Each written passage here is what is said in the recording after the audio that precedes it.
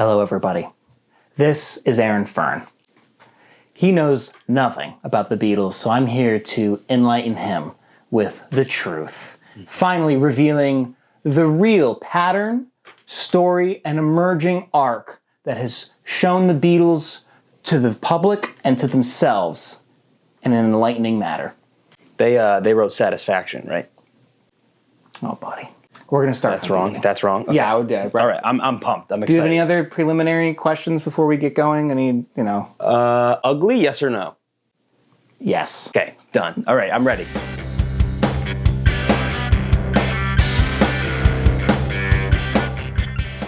A history of the interpersonal relationships of the Beatles. Oh. Or the demonization of Paul McCartney. Oh. It's beautiful art you got there. Thank you. They actually did that art. They made it themselves? They made it. They one night in a hotel room, they all sat down, they took a corner of each section of a thing. Wow. I didn't know they finger painted it. Is not the Beatles. That is AI. That's AI. That's what AI thinks the Beatles looks like. So there's two Pauls. They're all kind of Paul, I think. Yeah. Well, there's definitely Those two are definitely Paul. Which I'm okay with getting rid of John. The popular internet discourse right now about the Beatles and their relationships is that Paul McCartney is controlling. He's kind of a dick. They don't like him. Got it. Generally, they don't like him. They're like, yeah, he wrote good songs, whatever. But the Beatles is a true underdog story about George Harrison. Huh. And that how he was, pushed down and not given, the light he needed to be a great artist like John or Paul. Interesting. This is what the internet is saying. This is generally what you'll see. So they just love like an underdog story. They love an underdog story. It. They love George because he was quiet and they thought he was nice and they didn't get enough chances, Okay, well that's a little bit. It's an underdog. Okay, it's an underdog story. It's not the truth. Right. Not really. Doesn't feel like it. It's not. Okay. I mean, it isn't. I mean, I get where they're coming from. George was very good. He had a lot of great songs. I'll show you through the history how this kind of got how this happened and how Paul McCartney became demonized. Okay. We're gonna start from the beginning of time. Oh, 1954. The beginning. Oh boy. The Holocaust survivors. Well, it was post-war, so they didn't have a lot of food. That makes sense. George and Paul knew each other first. So, a lot of the tension, people, they're like, oh, George and Paul, the furthest away from each other. Mm-hmm. They were friends first. They actually went to the same school. Okay. And they hung out sometimes. I think this is them having swam together when they were young. And then what happened was Paul met John. Okay. So now, they didn't really play music together, but then Paul met John. He's like, let me join your band. Okay. Paul joins the band. Yeah. John likes him. They need a guitar player. Okay. Paul's like, hey, I know somebody.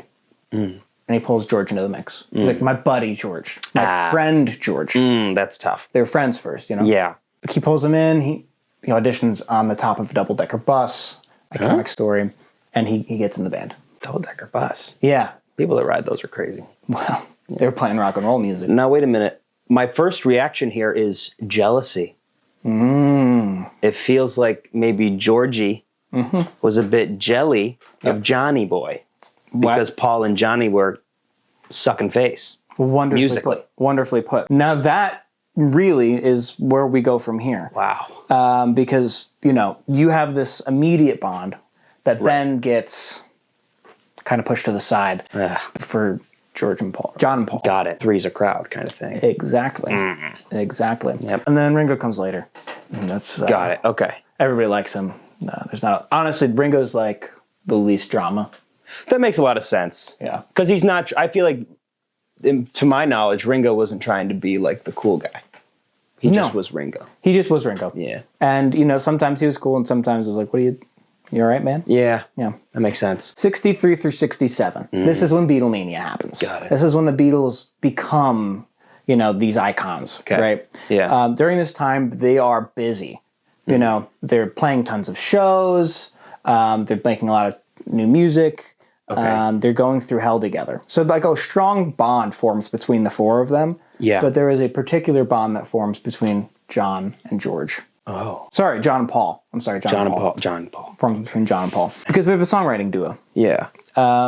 George at this point has taken a hard backseat in songwriting and performances. Got it. You know, so it becomes the two of them at the front and center. I mean, they were always the two lead singer guys, but it becomes about their songwriting duo. They start writing songs for their bands. That makes a lot of sense. You have girls going crazy. Right, I mean, overall, look at that. Look at the jealous look right there. I found that picture and I went, that's perfect. Wow. That's perfect, because that is is what's happening, and then in the background, little Georgie This is nuts. is a little upset. This is kind of like heated rivalry. It is exactly like heated rivalry. Wow. Another thing I'll just throw in there, something about their relationship is that George was a lot younger than the other ones. He was a couple years younger than Paul.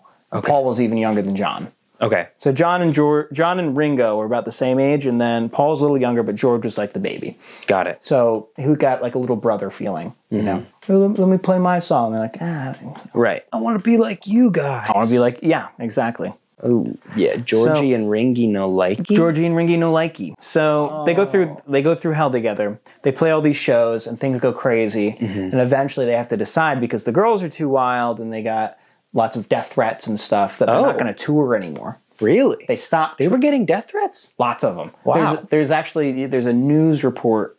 Somebody from the news is interviewing somebody from the KKK. Oh. Okay. And the KKK is like, yep, you can go to the concert tonight. I can promise you something real crazy is going to happen tonight. What the hell? Something real wild's going to blow up if you hear me right. That's real progressive of the KKK. I know. To not just go for the minorities. You'd think, but part of the reason they hated him was because John Lennon said something bad about Jesus, and the Beatles refused to do segregated shows. Well, that makes sense. Which is the right thing to do. That was so the Beatles did the right thing is what I'm hearing, and then they got death threats because of it. Yeah. Yep. I'm glad things have changed. Do you have any questions up to this point? I do. Beatlemania, a lot of women throwing themselves at the Beatles, right? And they decide to stop touring. Yes. No more women for them. They said, that's enough. You'd think. Do women ever come into play again with the Beatles, or is that it? No. You can write down women have no part to play in the rest of the band. I'll write 0 women. Yeah. 0 women ever. Oh no. So they've all formed a hard bond by this point, and there's a little bit of a jealousy thing going on. Okay. With George. Got it. The next thing that happens is the beginning of the end. Oh no. Brian dies and wounds everybody. Fuck. Now, Brian, I haven't brought him up yet. He's their manager. I remember the manager. Yeah. Yeah, Brian. This is him here. I put some X's over his eyes because he died. Yeah, that makes sense. He died. What did he die from? I know, I do have a heroin needle here, but it wasn't from heroin, but it was from drugs. Oh, I thought it was AIDS. No, that didn't exist yet. Got it. Thankfully. But he was gay. We think he died with, I believe it was some sort of drug overdose, accidental, completely. He was very excited about what the Beatles were doing, and he was honestly the glue in a lot of ways. He kept a lot of what was going on together. He was the adult in the room, right? Okay. He was making everybody work. He was pushing everybody forward. So everyone was kind of like, they were all just kind of kids like, oh, I just want to make music. Yeah. And he was like, no, this is a business. Exactly. Okay. Yeah, perfect. Perfect. So they kind of had a common enemy in a way with him. They loved him. Wow. They loved him. That's the Bobby Knight effect. I love that. Bobby Knight. Yeah. What's that? He's a coach, and he said, if my players hate me, that means they're a team. That's true. Yeah. They have a common enemy. They have a common enemy. Yeah, exactly. So it's kind of like that. You know, he was, he's going to make us work. He's going to make us work. Got it. Then he dies. Ooh. And they no longer have that. Yeah. And everybody's hurt. It really rocks the band because this is such a core foundation. Yeah. But it leaves this open space for somebody has to push them in a direction. They have no manager. Right. They don't replace him. How could you replace, you know what I mean? Like they're the Beatles, who could step up? There's literally nobody who has the experience needed to deal with this very unique situation. Right. And I feel like they also would be like, no to anybody. Definitely. In the meantime, Paul steps in. Oh. Paul steps in as I'm going to make everything happen. Oh, wow. we're still a band. We're the Beatles. We need to keep making music. Right. You know, this is a business. He's the driving force. He's the one calling the band up, like, hey, we should get together. We should record. This is like my idea. Like, let's get going. Okay. Everybody else is kind of just, I wouldn't say being dragged along, but like they aren't in the same position of like being. Paul's trying to work through his grief, you know? Yeah. They're kind of, they're hurt. And they deal with it in different ways. John gets completely disillusioned from pop and the Beatles. And to cope, he starts doing a lot more drugs, LSD. Actually, he does some heroin. Oh. Which people don't talk about a lot. Johnny Boy does H? Does the big H. Oh, John. Absolutely. That's why I got that needle over there. And it seems like a really good thing to do after he just died of drugs. Yeah. That's smart. Well, he said, I'm not going to let drugs beat me. he beat him, but they won't beat me. Right. Yeah. I'm stronger than Brian. Yeah, he really was dunking on him. Brian's weak. Yeah, kid. Well, yeah, right, yeah, okay. Mm-hmm. You take from this class what you want. No, I know we just said no women. However, a woman does enter the scene. Oh, no. But they're not allowed. Oh, I got you. I may have misspoken earlier. Yeah, I would cross that out. Actually, women have everything to do with like a lot women back. Yeah, women back in a big way. Awesome. Huge. Love women. A woman by the name of Yoko Ono. Oh, no. Very good. You're learning very quickly. Oh, yeah. Enters into John's life. Now, John is married. John has a kid. Okay. Cynthia Lennon. Never heard of her. Yeah, that's because he dumped her on the side of the road with their kid. Julian. That didn't actually happen, but yeah, Julian Lennon was abandoned. Wow. And Paul wrote a song about it called Hey Jude because he felt so bad. Paul felt so bad about John's kid. He wrote a song called Hey Jude. Wow. And it was 7 minutes and he kept saying, nah, nah, nah, nah. Mm-hmm. Ain't your daddy no more. He's no longer your father. Yeah. Yeah, he's gone. He's gone. He's gone. So that's tough. That's where John ends up going. And honestly, he was the de facto leader. Like he was like, it was John's band, the Beatles. Yeah. For a while. Got it. Probably up until this point. Got it. It was John's band. Then it was kind of both John and Paul. Mm-hmm. And now it's definitely Paul's. He takes charge. So that's how John deals with it. Paul deals with it by like working. Mm-hmm. George dives into spiritualness and insecurity. Got it. Okay. Yeah. So George becomes extremely insecure during this time period. Okay. And I think to overcome it, he also dives into like security. Spirituality. Got it. Do you know about him in India? Yes. I do know about him in India a little bit. So he gets really into I forget what the religion, but it's Indian like spiritualism,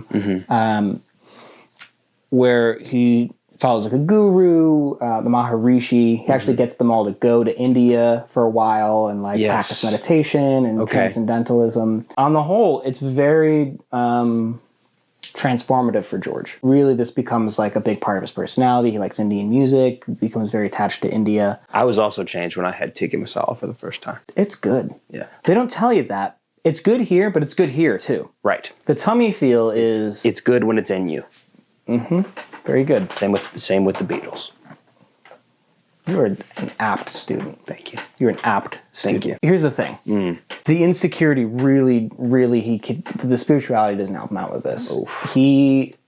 Think about, where he was. He's in a band with John Lennon and Paul McCartney. Yeah. The best songwriters like known up until that point. Right.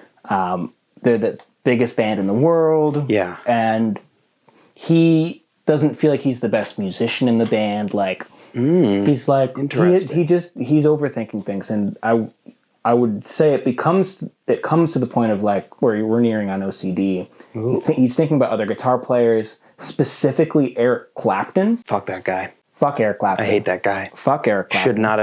Should not have focused on that guy. No, it was the last guy. It's actually comical. Did you watch the Let It Be documentary? I did not watch all of it. That's fine. It's really long. It's just them sipping coffee. It's very long. But multiple times, George brings Eric Clapton up. Huh? Where he's like, I'm sorry I can't be Eric fucking Clapton. Wow. And then they all go, what? Yeah, why him? We Why don't him? care. Why? Yeah, what? We don't give a shit. What did he write? Nothing. Right. Basically nothing. Yep. Except that fucking song He about just that loves kid. just blues shit. They're pretty fractured by this point. And there's a common misconception that Yoko broke up the band, but really I would say it's Brian dying. And Yoko does not help. It just furthers it. She's basically a spike in the cracks. Got it. Is Yoko also doing the drugs with John? Yes. Okay, so it's like She's enabling him to do these drugs. She's encouraging him to step away from the Beatles and do other things that are more important, more serious. Is there like is it kind of like angels on the shoulder thing with John? Yeah, and they're both Yoko Ono. They're both Yoko Ono. Got it. Okay. Everywhere he looks, it's Yoko. Right. And it's heroin, cocaine, Have sex with other people. Have sex with me. Right. Okay. She pushed that. She pushed that. She was a cuck? Yes, actually that happened in the 70s. They were like going through shit, and she was like, you should run away with your secretary. Oh, that's, Let me actually set that up for you. And he does. Well, I didn't know that. Okay. And he does. Cuck for hire. Yeah, that's important, actually. Put that in there? Keep that down. Well, that's good to know, because I didn't know if, like, he was just doing the drugs, or if she was pushing the drugs on him, like, well, the bitch that we think she is. Right. And it's not me, calling a woman a bitch. It's me calling a drug addict a bitch. Right. Calls it like she sees it. Exactly. So I don't think the drugs necessarily stemmed from her, but she was no help. So now we get into the troubled times. You're really like some of the more. It's like, okay, this is the period people think of as the breaking up. Got it. This is, by the way, incredibly insightful, and I love it. Let It Be, 1969. Yeah. So Let It Be was the album they wanted to make after the White Album. Okay. It was the second to last album they would record. And the wound has festered. Everybody's been like just letting this shit churn inside of them, and then they start kind of hating each other. Yeah. The White Album's really fractured. John and Paul have stopped writing songs together by this point. Okay. Completely. They still work together sometimes, but it's kind of on and off. Some days John's all drugged out, some days he's not. Yeah. Paul's really just dragging the band along. And if you watch the documentary, you'll see this. It's like John's kind of half there. Some days he is. George is all pissed off and insecure about everything that's happening. And it's worsened by Paul, who's trying his best to like keep things going. Yeah. So like you have one person in the corner thinking, man, I suck. Man, nothing's working. Man, nobody likes me. And then he's over here like, hey, can you do more? Can you like work a little harder? Yeah. Can you do this and this and this? Which, like... That doesn't work. No, yeah, it's oil and water. Yeah. Paul, genuinely, in my opinion, Paul was just trying his hardest to keep the fractured pieces together. Right. The issue was that he wasn't fixing the cracks, He was just trying to hold it together. I mean, look at him. He looks sad as hell. Yep. So... He's just crushed. I mean... George looks like he just, went through the battle for Isengard. Yeah, he's standing on the battlefield. Yeah, looking at his fallen brothers. Yes, and Paul. Actually, I found that I went and found this shot specifically. This is from the documentary. What's happened at this point during the middle of their trying to make this album, and they're recording it obviously for a film. Yeah, George has just quit the Beatles. Okay. He walks out the middle of the session. He's like, actually, I think I'm done. I don't think I'm coming back. Wow. He says it that like matter of factly. There's no argument. Yeah. He's just like, I'm done. I think I'm done. Bye. Oh, what? And then the next day, they come in, like maybe he comes in. Paul's there. Yeah. Ringo's there. George doesn't show up. John doesn't show up. So Paul's sitting there like, what am I going to do? Yeah. Literally on the point of tears. Yeah. You can see his eyes watering at this point. One thinking just, what am I going to do? How am I going to keep this thing together? This is his life, Right. Like he cares deeply. And his friends are hurt. He doesn't know what to do. Wow. And that's so sad. It's really sad. It's like this is like for me the low point of the band being together. It does get worse later. Yeah. But this is a tough point. Later on that day, John does come around. Oh. And you know what John says to Paul? He's like, well, if he doesn't come back, do we get another guitar player? Like, what do we do? And Paul's like, I don't know, but I guess. And then John's like, we should get Eric Clapton. No way! I think making fun of George. I think like kind of like poking fun at him. So John's mean. John's mean. John is mean. And you'll actually notice that in the film, George is not mad at John for some reason, but John's constantly making fun of him and teasing him. Yeah. Like poking him like, we'll just get fucking Eric Clapton here. You know, Interesting. He just thinks he can't be Eric Clapton. Yeah, he's a bully. But it all gets pointed towards Paul. Okay. For the reasons I've shown you. You know what I mean? Like, it kind of does center around him as, like, being the odd man out. Mm-hmm. And basically everybody else in the band thinks they're the odd man out. Got it. But they're all mad at him. Okay. That doesn't make any goddamn sense. No. Why be mad at Paul, who's trying to keep your head afloat? You'd think. You know, it's like, why would you be mad at the captain of the ship? You all had, like, the opportunity to kind of be captain or help the captain. And instead, you just had to do drugs downstairs in the barracks. Yes. Under the weather, one might say. Very good. Very good, Aaron. You listened to my last presentation. I see. Yeah, any other questions at this point? It's very much reminiscent of an old breakup band story that I remember about a group called the Jonas Brothers. Oh, interesting. Where they all broke up, and George is reminding me of Kevin. Yeah. Never the main guy. Wished he Nick was. is very John-like. Joe to me is more Paul. Yeah, it's just, very interesting to me. That makes sense. I think their voices match up with that. Thank you. Also. Just something I've been thinking about is like, are the Jonas Brothers just like another version of the Beatles in terms of, but like a newer one? And yeah, newer, better. Newer, better, more influential. different though. Beatles. Yeah. But they didn't do Camp Rock. So Jonas Brothers could have done the Beatles. The Beatles could never do Camp Rock. I hear you. Honestly, yeah. So they actually scrap Let It Be. Really? They like say, nope, not doing it? Yeah, they do a rooftop concert. They perform 2 or 3 songs. Okay. A couple times. They couldn't get the rest of it together in time. Okay. The whole thing gets shut down and they kind of move on. They're kind of pissed off. So they didn't even like finish recording things, like they only like wrote a few songs? No, they do record a whole album. Oh, they write and okay. record a whole album. It's really hard. It's like pulling teeth. There's a point where Paul has to go up to John and be like, have you written anything? And John's like, no. And Paul's like, I know you've been writing. Like, what do you mean you have? I know you. Yeah. You've been writing. And John's like, oh. Yeah. And Paul's like, oh man, like what the fuck? That's so annoying. I'd be so pissed. Yeah. Like being like, because I'd also be questioning if I'm Paul, being like, are you cheating on me? Yeah. Like, what are you doing with all these songs? Are you writing for? Are you for? like keeping songs for other people or other projects? Like, what the hell's happening here? Like, we're the Beatles. That'd piss me the fuck off. It'd be bad. Now it's literally would be like if you were doing a pod with other people, and I'm like, you have nothing for today's pod. Yeah. Dude, why? That'd be messed up. That'd be messed up if I did that. You saving that story for a different pod? Like that'd be awful.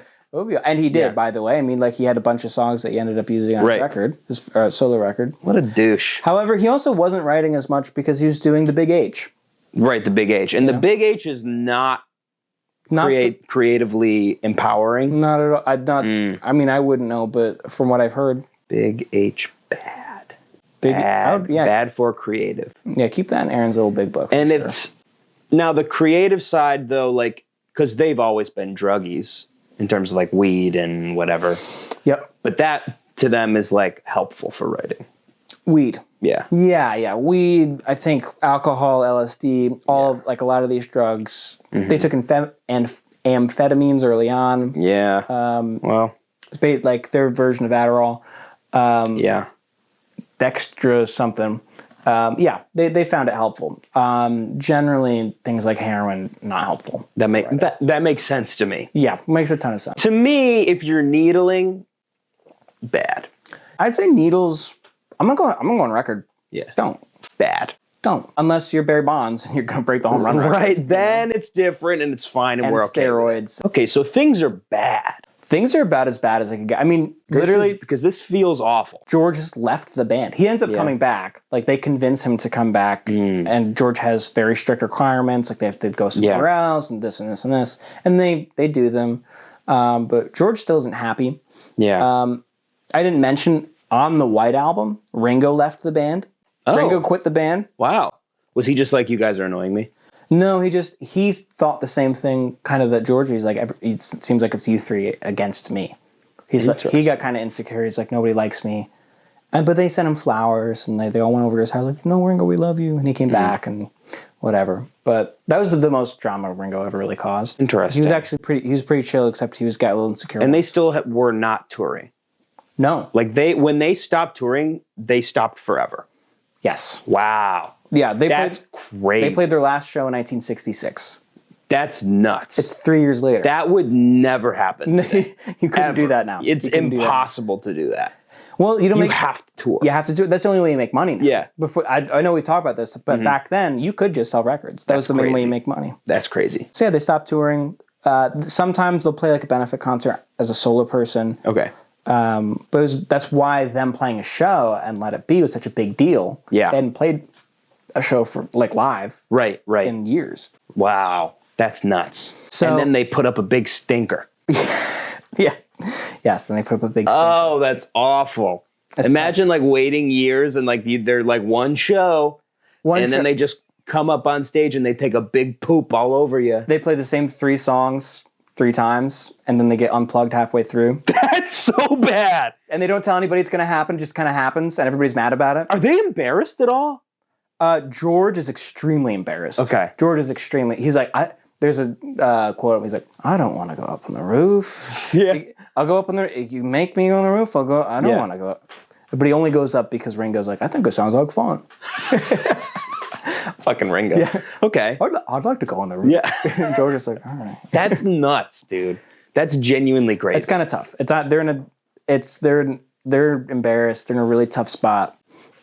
They get everything back together after this whole process of recording Let It Be. It's a disaster. Honestly, it's a disaster. And then they kind of move on. Oh, okay. They kind of move on. They forget about this project, and they give it a couple months. And then Paul rings everybody up, and he says, "Let's do one more.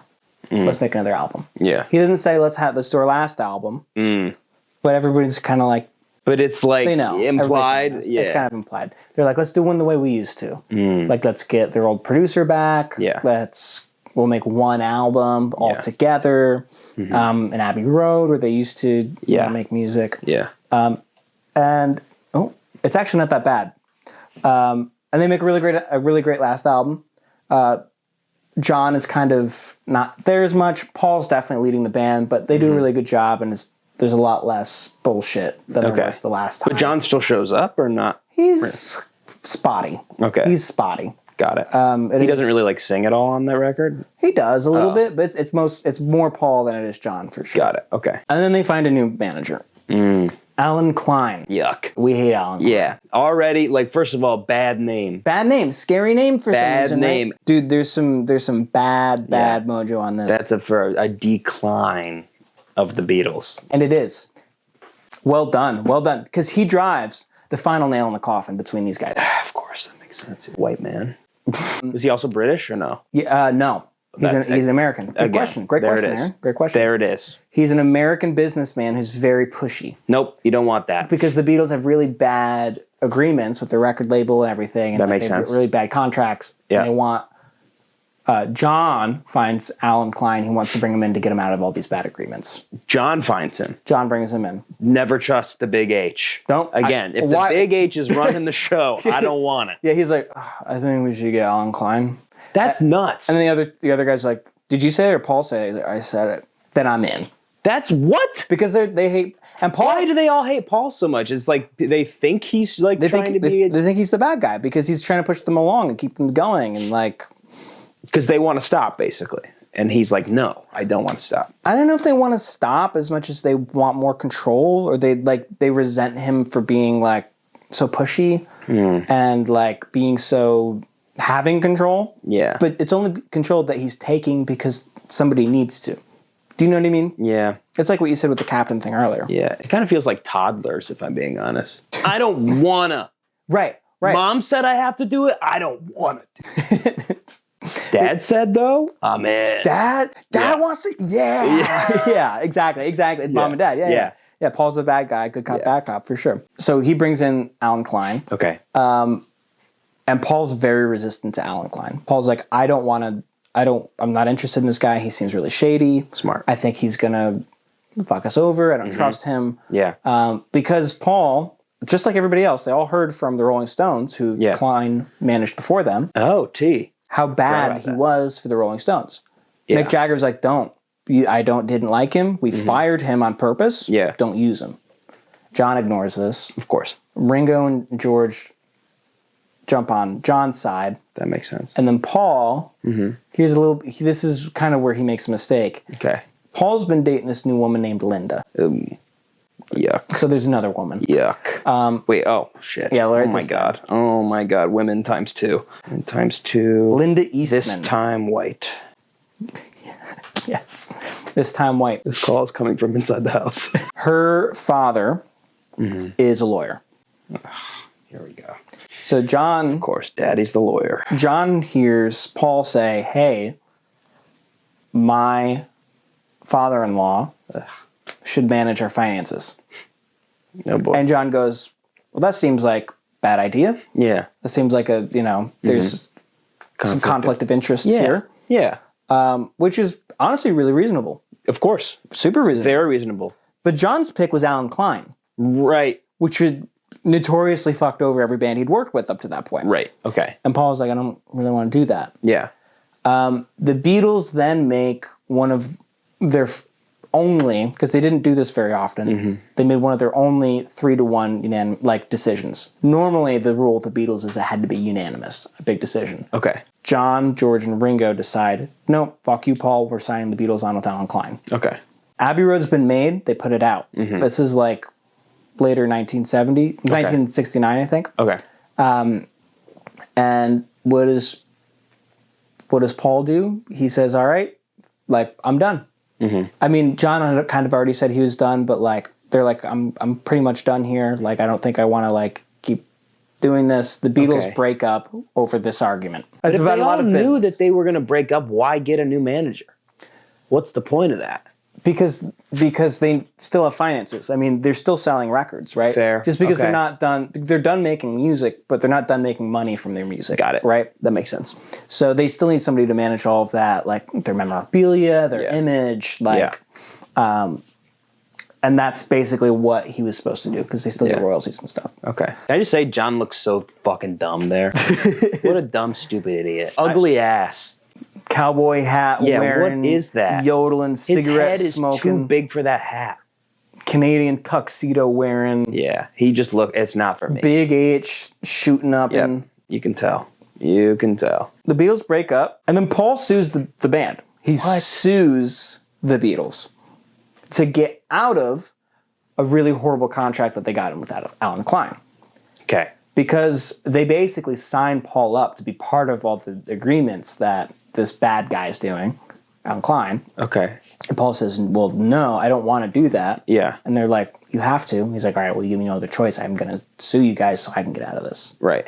And this is the final straw for their relationships. That makes sense. So Paul, up until this point, has just been kind of trying to keep them together. But they've seen him as the bad guy. They've seen him as working against them completely. They've seen him as pushing them away and taking control and power for himself. Okay. And then when he sues the band, this confirms all of their doubts. Oh, that makes a lot. Okay. Yep. Okay. You know? Yeah. They're like, we knew it.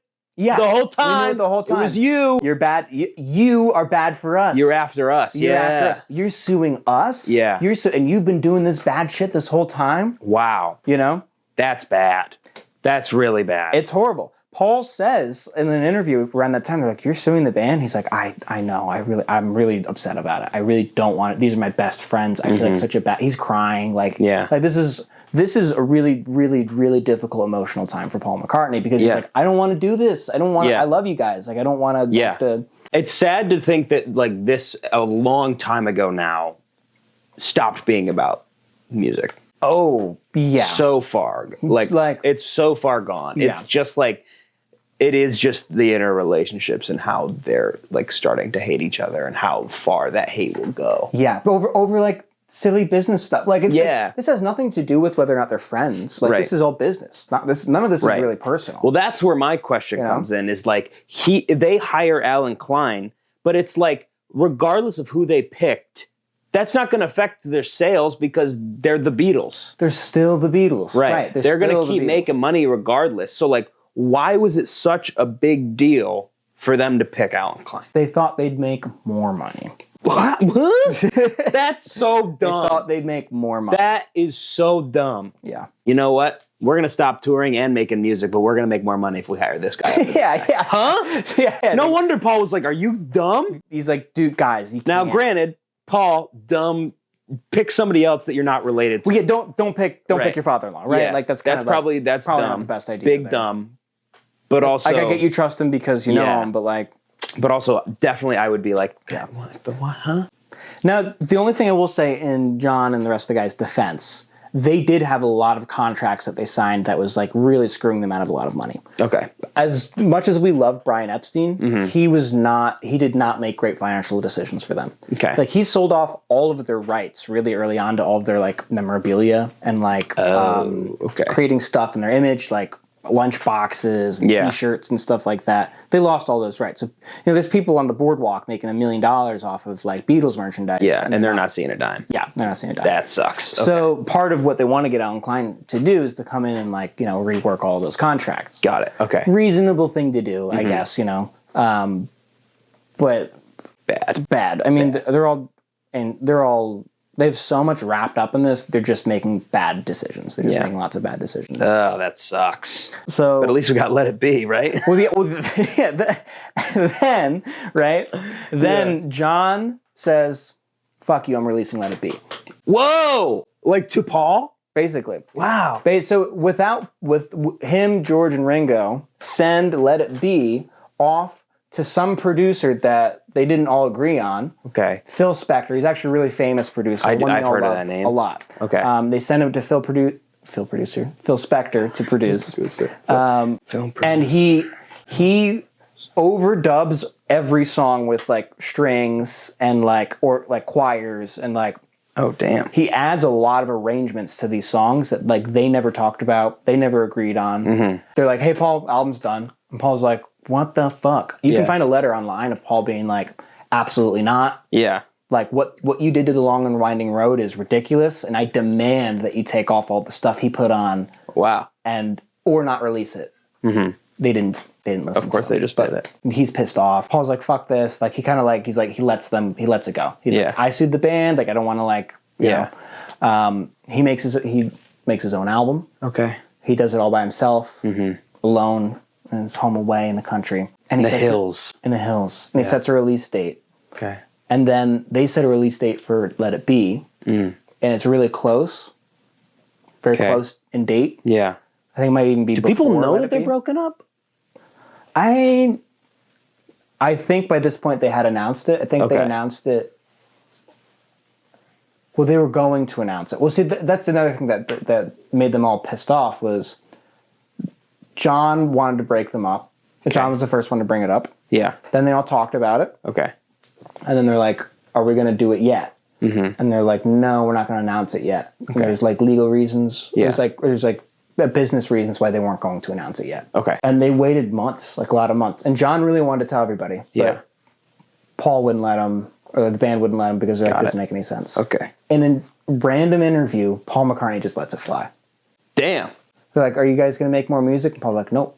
Wow. And then, of course, John's pissed. He's like, "I wanted to tell people back in like December." Well, I want to do it. Yeah, right. No, let me tell people. But then it sounds like you won. But then it sounds like you won and I didn't win because I won. No, it's my turn. I won. And they're children. They're children. It's just crazy. They're absolutely children. Big H children. Big H children. Paul's going to release his first record, and then they're like, "No, we're going to release Let It Be around that time, so you can't release your record." But does he say, "Fuck it, I'm going to do it anyway"? He says, "Fuck you." Yeah. So then they send Ringo to Paul's house. What? Ringo? They're like, "Ringo, who could hate Ringo?" Right. Who could hate Ringo? He's no drama Ringo, you know? So they send in Ringo to be like, "Hey, Paul, could you move the date of your album? Because it's going to really fuck up the sales for the rest of us, Let It Be." Yeah. And Paul's like, "Oh, that album that you totally like did without my permission. And, totally like Fuck Me Over on? Yeah. No. Wow. Fuck you. Oh. Get out of my house. No way! He takes Ringo out of his house. Oh my God. Ringo leaves.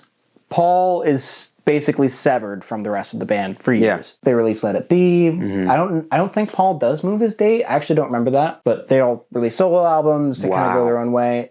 Paul doesn't do any music with the rest of them, really. I think with Ringo. I think he helps Ringo with a song on one of his records. But he screamed at him.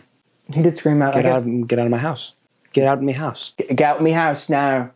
Dropping me mum's call from the room. That's what happened. And that's what happened. But him and Ringo made up a little bit. They kissed and made up. Ringo and Paul kiss.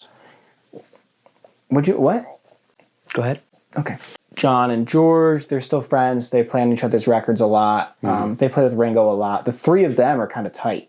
What the fuck? And not Paul. Wow, this is really demonization of Paul. This is the demonization of Paul. Give it a couple of years, though. Eventual reconciliation. Oh! They do make up. When? How?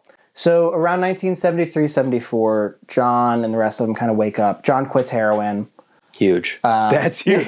Heroin plays a big part in this. Heroin does play. It plays a bigger part than I think people want to admit. So I was right when I wrote down Big H bad. Big H really is bad. Big H is bad. Big H and the big Yoko. And the big Yoko. Yeah. Yes. The big HY. I like to view Yoko as heroin. And that might be the most reflective and introspective and honestly digested opinion I think anybody could have in the situation. Thank you. It kind of is like in Challengers where tennis is the sex. Yes. Exactly. They realize how much they fucked up with Alan Klein. Because Alan Klein does fuck them over. Yeah. Pretty bad. He's been stealing lots of money from them. He's been kind of getting lazy, where he makes bad deals. He makes deals in favor of himself. They're not paying any attention. Yeah. And Paul doesn't say, I told you so. But John does say Paul was right. Wow. There's an interview with him where John's like, yeah, Paul was right. Paul ended up being right about him. Wow. Alan Klein was a thief. He was a con man. He totally messed with us. And then they kind of start being friends again. Oh, that's awesome. So they start having dinner at each other's houses. They're hanging out. Less Paul and George. They'd never quite get back to the same spot, but Paul and John definitely get reconciled a bit. There's even a night where I think in like the later 70s where Paul's hanging out at John's apartment in New York City, and they're watching Saturday Night Live. Oh, just some Saturday night they're hanging out. Yeah, and they on Saturday Night Live they make this joke where they're like, "We will pay the Beatles $100,000 right now if they get back together," and there's a moment where they look at each other on the couch watching TV and they're like, we could go down there right now. We're in New York City. Oh my God. We're like, I don't know, like a 10-minute walk away. We could just show up. Yeah. And we could play. And they almost did. They almost did. That would have been so sick. They almost walked down and did it. But then they're like, we can't. We can't. We shouldn't. Yeah. How crazy would that be? Sick. That would have been a crazy moment. But no, they stay home. That makes me happy. Right. That they reconcile. They did reconcile. Yeah. And then later on, so obviously John dies around 1980. He gets shot. Yeah. Right outside of his apartment. Bang! Maxwell's silver hammer. So they were in the same apartment building that he then got shot outside of when they were watching SNL? I think so. Oh, wow. I think so. Oh, my God. They very same. John dies. Paul gets depressed again, but makes music. George kind of like, I don't know. He made one really great album that everyone celebrates, and then like rocks. The truth kind of comes out. You know, he wasn't really like this. His insecurities were right. Yeah, maybe. Oh, maybe. Damn. Maybe. Well, he's dead, so it's okay. He died too. Yeah. But not before they made the Beatles anthology, which is like their own version of their story.